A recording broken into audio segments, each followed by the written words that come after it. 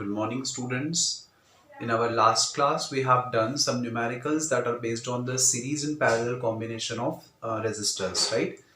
Now, today we are going to start with our next topic, that is the heating effect of electric current.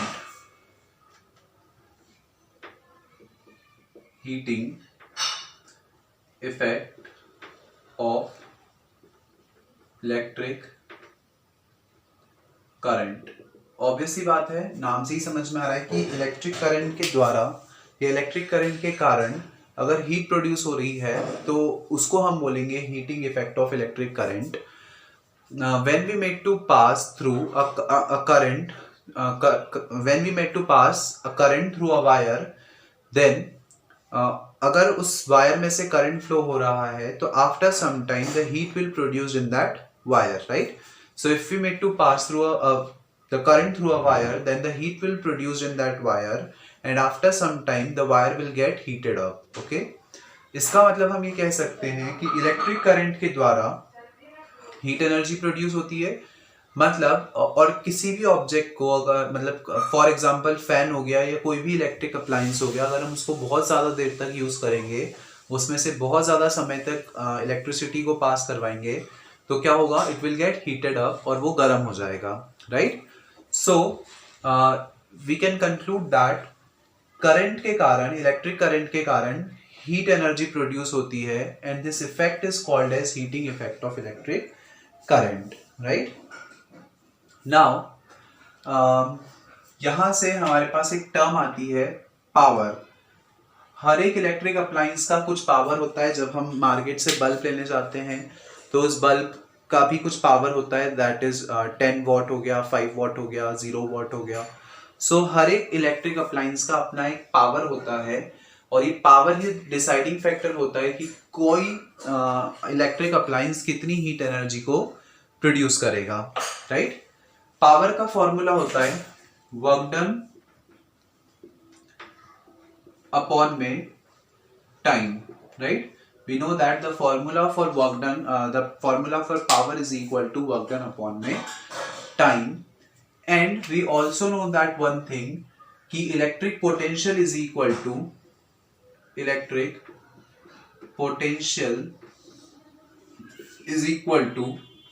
work done upon में charge, right? मतलब आपको किसी charge को एक point से दूसरी जगह लाने में कितना वर्क डन करना पड़ा, उसको हम बोलेंगे उस पॉइंट का इलेक्ट्रिक पोटेंशियल. यहां से अगर मैं वर्क डन की वैल्यू फाइंड आउट करूं तो वर्क डन हो जाएगा electric potential into charge. Potential को V से डिनोट करते हैं, वर्क डन को W से, चार्ज को Q से. So W is equal to V into Q. This thing we have got. Power हो जाएगा, पावर को हम लिख सकते हैं P is equal to W upon में T, right? Where W is the work done and T is the time. और W को यहां से मैं लिख सकता हूं VQ के बराबर. So P is equal to V into Q upon में T. Now students, this Q upon में T, Q अपॉन में T का मतलब होता है rate of flow of charge, right? So Q upon में T का मतलब हो जाएगा rate of flow of charge, और किसी वायर में से जो करंट फ्लो हो रहा है उसका रेट को हम बोलते हैं किसी वायर में से जो चार्जेस फ्लो हो रहे हैं वो किस रेट पे हो रहे हैं उसको हम क्या बोलते हैं? करंट. सो यहां से हमारे पास पावर की एक और डेफिनेशन आ गई, that power is equal to V into I, right? Power is equal to the potential applied across that appliance and the current flowing through that appliance. Now अब किसी भी अप्लायंस का पावर अगर P is equal to VI है, तो उस appliance के अंदर कितनी हीट एनर्जी प्रोड्यूस होगी, उसके लिए अगर हम एक्सप्रेशन डिराइव करें, so the heat energy produced in that wire whose power is P will be, हमने उसका जितना भी पावर है वो, और जितने टाइम के लिए हमने उसमें करंट फ्लो करवाया वो, राइट? जो टोटल एनर्जी होगी it will be equal to the power upon में time, because we know that work done और एनर्जी, बेसिकली हीट क्या है, heat is a energy, right. तो वर्क डन को हम एनर्जी भी लिख सकते हैं, और एनर्जी इज इक्वल टू क्या हो जाएगा, power into time, so we have written P into T here, और जो एनर्जी है उसको हमने हीट एनर्जी के लिए H से रिप्रेजेंट कर दिया, राइट। तो इसको हम लिख सकते हैं H is equal to V I into T, that is कोई भी अप्लायंस में जो हीट एनर्जी प्रोड्यूस होगी that will be equal to V I into T, that is उसका जो भी पावर है वो, इनटू जितने टाइम के लिए आप उसमें से करंट फ्लो करवा रहे हो वो, right. Also we know that V is equal to I R, so यहां से हमारे पास V की जगह हम लिख सकते हैं आई आर, ये वाला I एज इट इज और ये T as it is, so I into I will be I square R T. So we have got the value of H here, that is the total heat produced by any electrical appliance will be I square into R into T, that is the square of the current, resistance of the circuit, and T is the small time here, right. So in this way students we can find out the total heat produced on supplying some current to the circuit. अगर हम circuit में कुछ current supply करते हैं तो कितना amount of heat produce होगा, that we can find out by this formula, and we can use any of the formula depending upon our requirement of the numerical. अगर हम न्यूमेरिकल सॉल्व करें तो हमारी रिक्वायरमेंट के अकॉर्डिंग हम इनमें से कोई भी फॉर्मूला यूज कर सकते हैं, okay. So one by one we will solve the numericals that are based on this phenomena. Now we are going to solve one numerical that is based on this phenomena, that is the heating effect of electric current, okay. So we are going to solve the example number 12.10 of your NCERT. In that question आपको दिया हुआ है एक electric heater है, और वो जो electric heater है वो 840 वॉट का पावर कंज्यूम करता है जब आप उसको मैक्सिमम पे चलाते हो, राइट। जब आप उसका टेम्परेचर मैक्सिमम रखते हो तो it consumes the power of 840 what.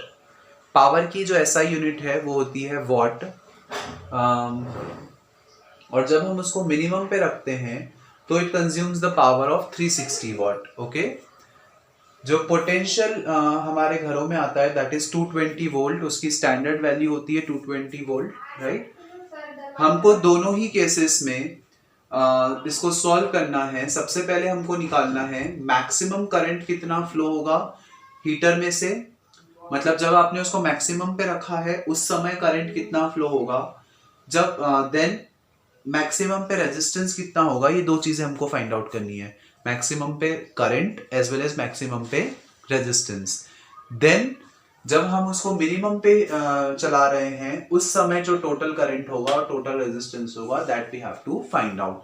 So basically 4 things we have to find out in this question, maximum minimum पे करंट एंड मैक्सिमम मिनिमम पे resistance, right. So we will solve this numerical now. Students we know that हमारे पास एक formula होता है that P is equal to VI, right? That is जो the power is equal to the product of potential and current, P is equal to VI, ये formula हमारे पास है। यहाँ पे पहले हम मैक्सिमम के लिए अगर सॉल्व करें सो पावर की वैल्यू हो जाएगी 840 इज इक्वल टू वोल्टेज, हमने वोल्टेज की वैल्यू हमारे पास है 220 और करंट हो जाएगा आई मैक्स। सिंस हम मैक्सिमम के लिए सॉल्व कर रहे हैं इसलिए हमने यहाँ पर लिख दिया आई मैक्स, और उसकी वैल्यू हमारे पास नहीं है, that's why we have written I max here, okay. Now I max is equal to 840 divided by 220, 0 से 0 cancel, 2 1 2, 2 4 8, 2 2 4, it will be around 3 point something. अगर आप इसको सॉल्व करें so you will get the I max is equal to 3 point something, that is around 3.82 ampere, right. जो maximum current flow होगा circuit में से it will B 3.82 ampere. Also we know that V is equal to IR, right? By Ohm's law we know this thing that V is equal to IR. तो ये हो जाएगा I max, right? यहाँ पे हम maximum के लिए solve कर रहे हैं, so that's why we have written I max here. V की वैल्यू आपके पास ऑलरेडी है 220. I max की वैल्यू हो जाएगी 3.82 इंटू आप बेसिकली निकाल रहे हो R max, राइट? यहाँ पे हम मैक्सिमम के लिए निकाल रहे हैं, तो ये हो जाएगी R max की वैल्यू. तो जब हमने R max के लिए सॉल्व किया, so R max is equal to हो जाएगा 220 divided by 3.82, and on solving this you will get around 57.60 ohm, right? 57.60 ohm. Basically आपको करना कुछ नहीं है, सिंपल सा mathematically you have to solve it, so that you will get the answer 57.6 ohm. That will be the value of resistance in the circuit by simply the formula Ohm's law, right? Now similarly इसको अगर हम minimum के लिए solve करें, so minimum के लिए the formula will become P minimum is equal to V into I minimum, right? P minimum is equal to V into I minimum. This is the formula that we are having. P minimum की value हो जाएगी आपके पास 360. V is the potential, that is 220, and I minimum की value आपको calculate करनी है. That's why you have written it as it is, that is I minimum. Okay. Now I minimum हो जाएगा 360 अपॉन में 220, 0 से 0 कैंसल, 2 1 जा 2, 2 1 जा 2, 2 1 जा 2, 2 8 जा 6, 1 point, it is around 1.64. So the minimum, जब आप हीटर को मिनिमम पर ऑपरेट कर रहे हैं, उस केस में जो करंट फ्लो होगा that will be I minimum is equal to 1.64 ampere. Now last thing आपको निकालनी है, that is the value of R minimum. So how we can find out the value of R minimum? We know that V is equal to IR, I minimum, R minimum, right? हमको नहीं, हम सारी values put कर देते हैं. V की वो value हो जाएगी 220, I minimum की वैल्यू अभी हमने निकाली, that is 1.64, और R minimum we have to calculate. So R minimum को हमने इधर ही रहने दिया, इसको हम उधर ले जाएंगे, तो it will become 220 अपॉन में 1.64, and 220 अपॉन 1.64 को अगर आप सॉल्व करें, so you will get around 134.15 ohm. This is the value of R minimum. Okay, आपको सिंपल मैथमेटिकली इसको सॉल्व करना है, nothing much extra you have to do. हम जैसे मैथ्स में सॉल्व करते हैं वैसे ही इसको सॉल्व करना है, and on solving it you will get the value 134.15 ohm. In this way we can find out, अगर हमको किसी ऑब्जेक्ट का पावर पता है तो हम ये निकाल सकते हैं कि उसमें से कितना करंट फ्लो होगा और उसका कितना रेजिस्टेंस होगा, right? So in this way we can solve the numericals that are based on the power. Okay, now we will solve some more numericals that are based on this topic only. Now one more question we are going to solve, that is the example number 12.11 of your NCERT book. Okay, NCERT का 12.11 numerical we are going to solve here. Okay, and the numerical states that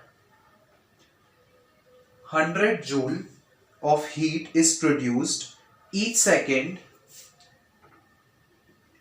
बोल रहे हैं, मतलब यहाँ पे बात कितने की हो रही है, 1 सेकेंड की.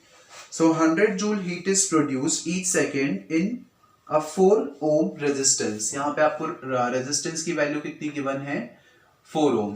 तो बेसिकली एक 4 ohm का रेजिस्टेंस है, जिसमें अगर आप 1 सेकेंड के लिए करंट फ्लो करवा रहे हो तो वो टोटल कितनी हीट प्रोड्यूस कर रहा है, 100 जूल हीट प्रोड्यूस कर रहा है, राइट?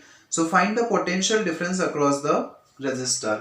तो हमको पता करना है कि रेजिस्टर के अक्रॉस जो पोटेंशियल डिफरेंस है वो कितना है, मतलब कितने वोल्ट की बैटरी आपने वहां पे लगाई है. This thing you have to find out, right? So how we can find it out? Students, we know that हमारे पास एक फॉर्मूला होता है H is equal to I square RT, right? आपके पास एक फॉर्मूला है that H is equal to I square RT, जो अभी हमने पढ़ा थोड़ी देर पहले। यहाँ पे हम सारी वैल्यूज, यहाँ से हम I की वैल्यू निकाल लेते हैं, तो जब हमारे पास I की वैल्यू आ जाएगी तो हम I और R की हेल्प से इजीली पोटेंशियल निकाल सकते हैं, दैट इज V की वैल्यू निकाल सकते हैं, राइट? हमारे पास पावर के साथ V का डायरेक्ट फॉर्मूला नहीं है क्योंकि हमको करंट की वैल्यू नहीं पता है, तो बेसिकली सबसे पहले हमको करंट की वैल्यू पता करनी पड़ेगी, उसके बाद ही हम पोटेंशियल जो है वो फाइंड आउट कर सकते हैं, राइट? सो आई स्क्वायर कितना हो जाएगा? I square is equal to H upon में R T, T we are denoting it by small T. I is equal to हो गया under root of H by R T, okay? तो यहाँ पे हम लोग वैल्यूज पुट कर देते हैं, so we will get I is equal to under root of h की वैल्यू हो गई 100 अपॉन में r की वैल्यू हो गई 4 इंटू टी की वैल्यू है 1। सारी यूनिट जो है वो SI सिस्टम में है, इसलिए हमको कन्वर्जन की कोई रिक्वायरमेंट नहीं है, राइट? नाउ इसको जस्ट सॉल्व कर लेते हैं, so we will get i is equal to under root of 100 by 4 और आपने इसको कैंसिल किया, so you will get 25 and i is equal to under root 25 और i किसका रूट होता है? I होता है 5 का रूट, राइट? सो जो total current flowing through the circuit will be 5 ampere. I hope it is clear to all of you. जो हमको टोटल करंट की वैल्यू मिल गई, that is 5 ampere current is flowing through that resistor, but हमको निकालना था potential. So students, potential के लिए हमको ओम्स लॉ पता है, V is equal to I R. यहाँ पे हमारे पास I की वैल्यू है, तो we have put the value of I here. आपके पास रेजिस्टेंस की वैल्यू भी है, दैट इज 4 ओम, राइट? तो हमने दोनों वैल्यूज यहाँ पे पुट कर दी and 5 4s are 20, that is जो पोटेंशियल है वो कितना हो गया? 20 वोल्ट, राइट? इसका मतलब जो आपने बैटरी यूज की है उसका पोटेंशियल कितना है? 20 volt potential. So students, in this way we can solve the numericals that are based on the electric power or heat, right? Now we are going to discuss the practical applications of heating effect of electric current, right? Obviously आपको पता है कि there are so many electrical appliances जहाँ पे हम heat energy को electrical energy को heat energy में convert करते हैं to get our work, right? इसका जो बेस्ट एग्जांपल है वो हो गया हमारी इलेक्ट्रिक आयरन। इलेक्ट्रिक आयरन में हम बेसिकली वो इसी प्रिंसिपल पे वर्क करती है कि वो इलेक्ट्रिक एनर्जी को हीट एनर्जी में कन्वर्ट करती है, जिससे हम हमारे कपड़ों को इजीली आयरन कर सकते हैं। सिमिलरली जो गीजर्स हो गए वो भी इसी प्रिंसिपल पे वर्क करते हैं। इलेक्ट्रिक हीटर्स जो हैं वो भी इसी प्रिंसिपल पे वर्क करते हैं। So there are so many appliances around us जहाँ पे हम इलेक्ट्रिकल एनर्जी को हीट एनर्जी में कन्वर्ट करके हमारा रिक्वायर्ड अमाउंट ऑफ एनर्जी जो है वो प्रोड्यूस करते हैं, राइट? सो बेसिकली जब भी आप हीट एनर्जी से इलेक्ट्रिकल एनर्जी से हीट एनर्जी प्रोड्यूस करने की बात करते हैं तो वहां पर एक फैक्टर होता है that we have to keep in mind, that electric power, okay? अभी हमने शॉर्ट में डिस्कस किया भी था थोड़ा सा इलेक्ट्रिक पावर, अब यहाँ पे हम इलेक्ट्रिक पावर और उसकी यूनिट को डिटेल में डिस्कस करेंगे। So basically we have seen students that the power is equal to work done upon में time, right? Power is equal to work done upon time and work done is equal to potential upon में charge. So यहां से आपके पास potential की work done की value आ गई, potential is equal to work done upon में चार्ज। सो वर्क डन की वैल्यू आपके पास आ गई V इंटू क्यू। अगर आप ये V इंटू क्यू यहाँ पे पुट करेंगे, so you will get P is equal to V into Q by T. And what is the value of Q by T? Q by T का मतलब होता है the rate of flow of charge, right?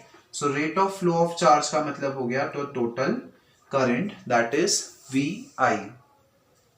Also अगर हम यहाँ पे unit time के लिए बात करें, इसका मतलब टाइम हम ले रहे हैं 1 सेकेंड, सो इस v को मैं लिख सकता हूं आई आर, और ये वाला I have written as it is by ohm's law. I have written v is equal to I R, so the power will be I into I is I square, and I have written R as it is here, so I will get P is equal to I square into R. This is the value that I have got of electric power. Electric power की value हमारे पास आ गई I square into R. Okay.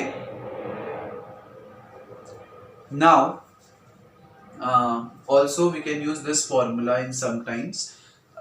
Depending upon the requirement of the question आप इन दोनों में से कोई भी formula use कर सकते हो।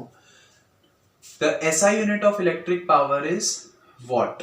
आपने सुना होगा बहुत सारे इलेक्ट्रिकल अप्लायंसेस जिनका पावर वॉट में दिया होता है। Best example is electric bulb. हम लेने जाते हैं तो इलेक्ट्रिक बल्ब पर भी उसका पावर लिखा होता है, that how much power does it consumes, right. जो कम पावर वाला बल्ब है वो कम हीट एनर्जी को कंज्यूम करेगा। सिमिलरली जो ज्यादा पावर वाला अप्लायंस है या ज्यादा पावर वाला बल्ब है वो ज्यादा एनर्जी को कंज्यूम करता है। Okay, so depending upon the power we can come to know that how much energy it is going to consume. Basically जो 1 वॉट होता है, 1 watt power is equal to, यहां से हम अगर 1 वॉट पावर को डिफाइन करना चाहें, so we can define 1 watt power as potential difference की यूनिट होती है volt, so I have written volt here, into I that is current, current की यूनिट होती है ampere. So I have got 1 watt is equal to 1 volt into 1 ampere, that is 1 watt power is equal to 1 volt potential difference into 1 ampere current। इसका मतलब अगर किसी appliance में आपने 1 volt की बैटरी अप्लाई की और उसमें से 1 एम्पियर करंट फ्लो हो रहा है, तो उस अप्लायंस का पावर कितना है? Its power is said to be 1 volt. अगर हमने 1 वोल्ट की बैटरी अप्लाई की और 1 एम्पियर करंट फ्लो हो रहा है, इसका मतलब उसका पावर कितना है? 1 वॉट। बट ये जो 1 वॉट पावर होता है ये बहुत कम होता है, it is a very small quantity. और जनरली हमारे घरों में जो बड़े अप्लायंसेस लगे होते हैं वहां पे हम किलो वॉट वाले अप्लायंसेस को यूज करते हैं। ओके, सो 1 किलो वॉट, आप जनरली न्यूमेरिकल्स भी करेंगे तो वहां पे आपको किलो वॉट में क्वेश्चन दिया होगा। So 1 kilo watt is equal to students 1000 watt. Okay, 1 kilowatt की वैल्यू क्या होती है? Its value is 1000 watt. और यहां से अगर मैं 1 किलोवाट आवर को डिफाइन करना चाहूं, सो 1 किलोवाट आवर क्या हो जाएगा? 1 किलोवाट में कितने? 1000 वॉट इनटू 1 आवर में कितने सेकेंड्स हो जाएंगे? हर एक आवर में 60 मिनट और 60 मिनट में 60 seconds. So I have got 60 into 60 seconds. So यहां से आपके पास वैल्यू आ जाएगी 1000 इंटू 60 इंटू 60 इज 3600। सो यहां से 36 into 10 to the power 3 and 2 5, right. So 36 into 10 to the power 5 watt second. This is the value of 1 kilowatt hour, that is 36 into 10 to the power 5 watt second. In this way you can convert the kilowatt hour into watt second. Now we are going to solve one numerical that is based on the power, right? So we are going to solve the example number 12.12 of your NCERT. The example 12.12 of your NCERT is we are going to solve. एक electric bulb है, an electric bulb is connected to the 220 volt. हमने एक generator है 220 volt जो potential difference generate करता है, उस generator से हमने एक इलेक्ट्रिक बल्ब को कनेक्ट किया और उसमें से जो करंट फ्लो हो रहा है that is taken to be 0.50 ampere then what is the power of the bulb that you have to find out. तो उस बल्ब का पावर कितना होगा, that thing you have to find out. Okay, so how we can find out the power of that electric bulb जिसका potential और current आपको given है. So students, it is very simple. You are having the formula P is equal to V into I, right. हमने check किया सारी units जो है वो SI सिस्टम में है, इसलिए कन्वर्जन की कोई रिक्वायरमेंट नहीं है. So we have written P is equal to VI here. So P is equal to V की वैल्यू हो गई हमारे पास 220 इंटू I की वैल्यू हो गई 0.5. यहां से जब आप इसको सॉल्व करोगे सो ये हो जाएगा 100. ये 2 0 से 2 0 cancel, it is equal to 110, right. So power is equal to आ गया 110 और पावर की SI यूनिट होती है watt. So I have written 110 W, that is watt here. Okay, so in this way you can simply find out the power of an electrical appliance if you are having the value of V and I. Similarly, we are going to solve one more example of your book NCERT, that is 12.13 example. An electric refrigerator rated 400 watt. एक refrigerator है जिसका power आपको दे रखा है कितना, 400 watt, operates 8 hour per day. और उसको आप 8 आवर पर डे ऑपरेट करते हो, मतलब एक दिन में 8 घंटे वो फ्रिज चलता है, राइट.